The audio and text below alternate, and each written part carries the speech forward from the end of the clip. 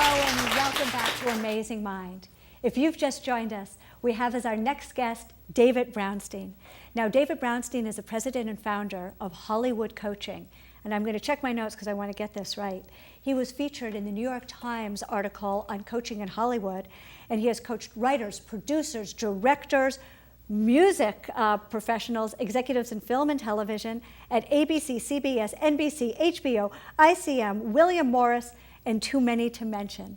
Please help me welcome David Brownstein, who's going to talk to us today about how we can work with our clients in the entertainment industry. Can you tell us what are some of the secrets of success that we can have when we're working with our clients in the entertainment industry? Yeah, well, one of the great things about people who are working in the entertainment industry, they're very inspired, they're very creative, they're very willing to take big risks, and at the same time, sometimes they get lost and they get stuck. So they've made a bold move to move across the country or across the ocean to be here in Hollywood, and then they go, oh, gee, what do I do now? Yes. So they're strongly motivated, but yet we all get stuck. So I've developed some ways, and maybe some of your Hypnosis fans can use some of what I've learned. Terrific. I think that most importantly is to understand how inspired people are, and when people are getting lost and stuck, I will often help them get back to what inspired them in the first place. Sometimes it might be to think about the first movie they ever saw and how they felt about that, or what was the time, what was the experience that got them to move across town, country, or an ocean. And so in a sense, I think one of the things that's important to remember is that creativity is the life force for most people, I believe, but especially for people in the entertainment industry. So there's an example, Paul Haggis, who wrote and directed the movie Crash. Sure, who's seen Crash? Who's seen Crash? Yeah. Many years trying to raise the money for that, writing that script, trying to find the cast, 9-10 years to get it together.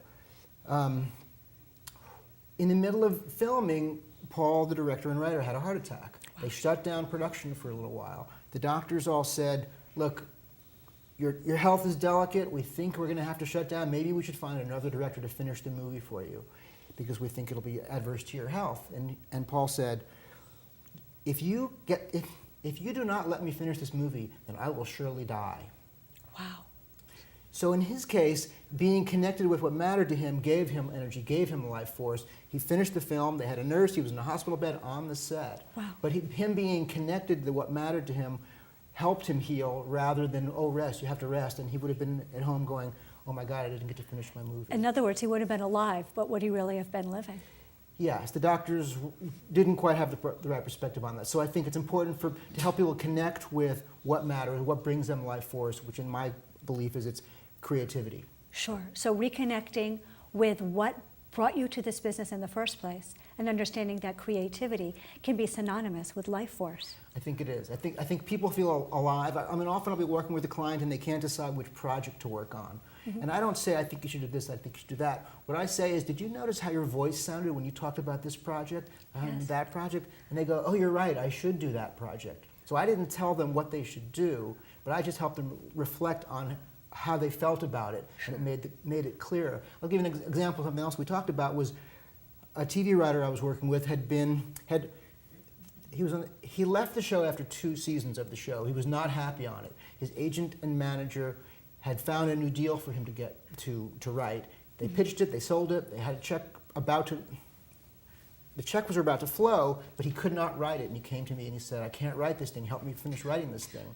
What we discovered in the course of working together was that he didn't really believe in the project, and he had just come off of a project that he had a horrible time with. He had actually left a show that he had created. So he unconsciously or even consciously knew how badly it was, how unpleasant it was to be on a show that he hated. And his mind, his creative mind, would not let him write that. Sure. So I helped him find a way to communicate with people saying, this is not the right project for me. He said no to everybody. He went on a brief vacation to just clear his thought, and as he was driving, he had a brand new idea that he was very excited about. So it's not your job or our job to help people write what they're supposed to, what they have to write, but instead write what they need to and want to write. Yes, what's going to light them up? Nobody can sit down and, it's not like laying bricks where you can just say, I'm going to put the brick here, I'll put the brick here. People have to go to the depths of who they are to write, to create, to act.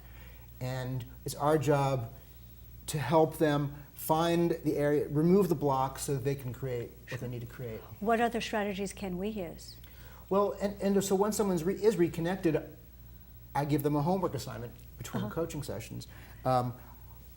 Obviously, it's best if I can pull out of them what's one single step they can take rather than me saying, I think you should do this or that.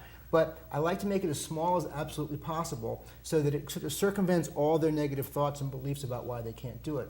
For example, I had a client who had not paid his taxes, filed his taxes for 5 years. Wow. Not that that's ever happened to anyone else before. Never. But he had not done his taxes for 5 years. So we were talking, and I said, well, here's your assignment. I did give him this. If you know where your box of taxes are, just find it and just bring the box from the garage inside the house. That's all you need to do until we talk next week. One tiny thing. And he said, okay, I guess I can do that. So after we got off the phone, he pulled the box out, found it in the garage, brought it inside, and he was like, okay, I'm done. And then what he did was, then he opened the box, and then he found that year, and then he started working it. So he started the process by giving him the assignment that was tiny, tiny, tiny. Just find the box, bring it inside. But that started the process. So if I started getting into, well, why don't you want to do the taxes? Overwhelm. Yes. One tiny, he got a win by just moving a box 10 feet. Exactly. But is it important that people do their homework? We're looking for that completion? That's a good point. I mean, it's nice when people do their homework, but I'm more focused on what did they learn. So for example, somebody might be wanting to write a script or wanting to make a certain phone call or wanting to work on a certain project. I will encourage them to take a tangible step towards that project. But when they report back to me after the week, I'm less concerned about whether they did it or not, although that's nice. What I'm interested in is what did they learn in the process. They might have discovered that they didn't care so much about this thing, or it was harder or easier, or they needed more information. There are any number of things they might have learned. So my focus as a coach, and when you're helping clients as well, it's focusing on what did they learn. It's not about making them wrong about it. They already have enough negative thoughts. I didn't do my homework. I didn't do my homework. Yes. My thing is extracting what they did learn about it. Sure. So people can learn that they really don't want to work on this project. People can learn it was a whole lot easier. The fear of starting was harder. The actual starting was easy.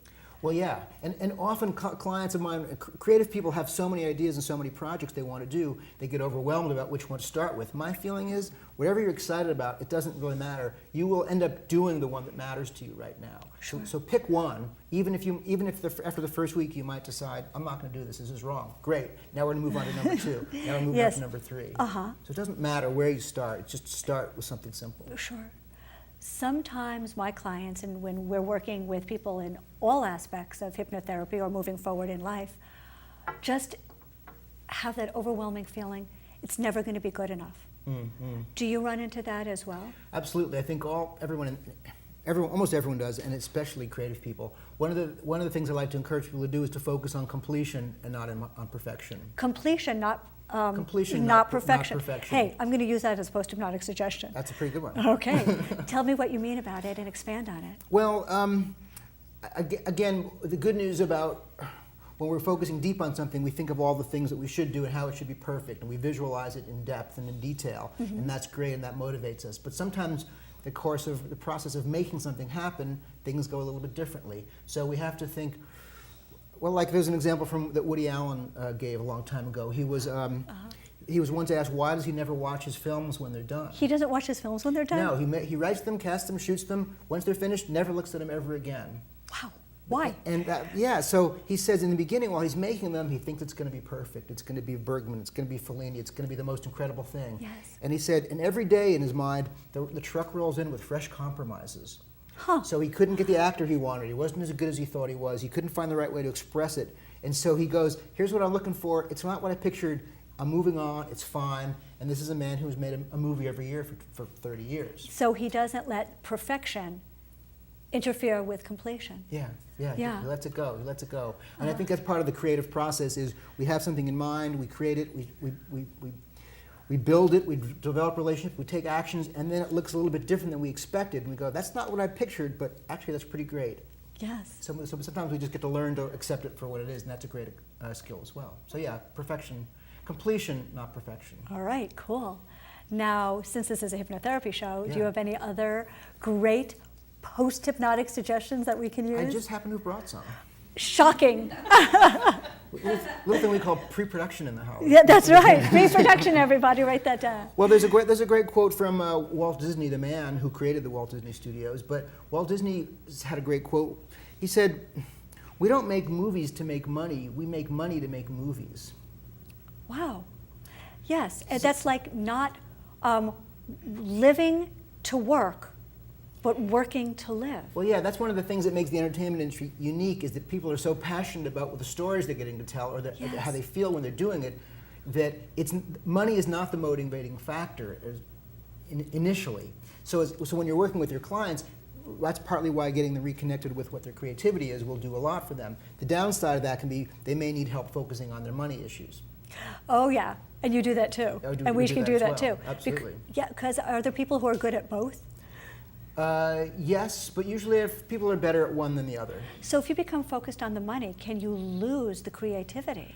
Absolutely. I think the example we talked about the guy who couldn't get that script, he was focused on his manager, his agent, his family saying, we need that money, so just do it. And his body and his mind was fighting it. He just didn't want to, he just couldn't actually. It's not, he would have liked to on his conscious level, but on some level, he just was not capable of going where he needed to go as a creative person. Do you have any other quotes that you love? Yeah. Sometimes when people are stuck and feeling fear, how I like to frame that is that fear is excitement minus action.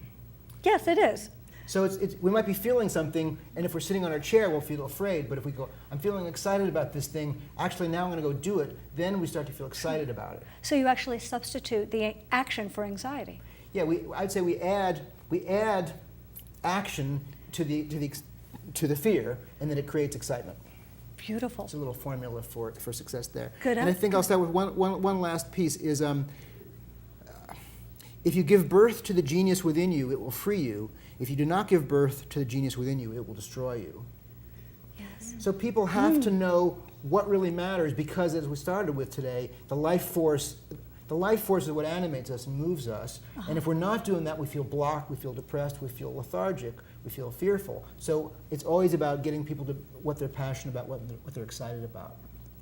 That is so helpful. So we're going to work now on giving people homework, but not focusing on whether they did it or not, but what they learned from the process of doing it. Getting everyone reconnected with that creativity, the thing that got them into the business in the first place. And you know what, I wish we had more time, but we're right up at the end of our show. Everyone's going to want to learn so much more about that. How can people get hold of you and Hollywood Coaching? Yeah, great, thank you. Well, my website is Hollywood Coaching, and they can sign up for a free newsletter just by going to visit me at hollywoodcoaching.com. And I have a free newsletter, we do events, I have a free book download, all kinds of cool things on my website, Hollywood Coaching. Well, David Brownstein, I want to thank you so much for coming and being on our show. And I want to thank all of you in our studio audience and all of you at home for watching the show. I hope you'll join us next time when we meet more people and continue to explore the amazing mind. Please stay tuned. We have a lot more coming up for you on HMI Web TV. That's Hypnotherapy Television 24/7. Thank you. I hope you can stay so long.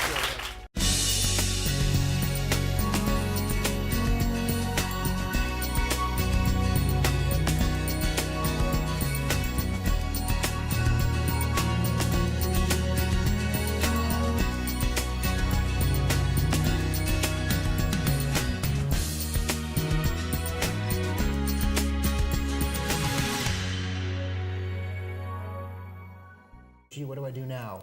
So they're strongly motivated, but yet we all get stuck. So I've developed some ways, and maybe some of your hypnosis fans can use some of what I've learned. Terrific. I think that most importantly is to understand how inspired people are, and when people are getting lost and stuck, I will often help them get back to what inspired them in the first place. Sometimes it might be to think about the first movie they ever saw and how they felt about that, or what was the time, what was the experience that got them to move across town, country, or an ocean. And so in a sense, I think one of the things that's important to remember is that creativity is the life force for most people, I believe, but especially for people in the entertainment industry. So there's an example, Paul Haggis, who wrote and directed the movie Crash. Sure, who's seen Crash? Who's seen Crash? Yeah. Many years trying to raise the money for that, writing that script, trying to find the cast, 9-10 years to get it together. Hello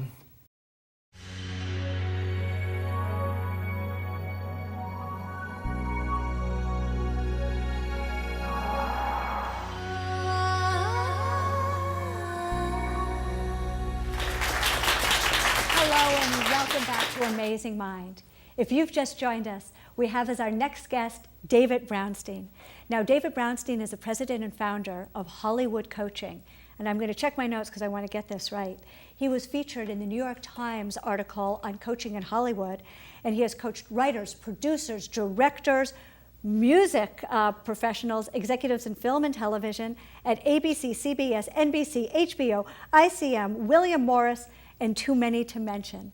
Please help me welcome David Brownstein, who's going to talk to us today about how we can work with our clients in the entertainment industry. Can you tell us what are some of the secrets of success that we can have when we're working with our clients in the entertainment industry? Yeah, well, one of the great things about people who are working in the entertainment industry, they're very inspired, they're very creative, they're very willing to take big risks, and at the same time, sometimes they get lost and they get stuck. So they've made a bold move to move across the country, across the ocean to be here in Hollywood, and then they go, oh,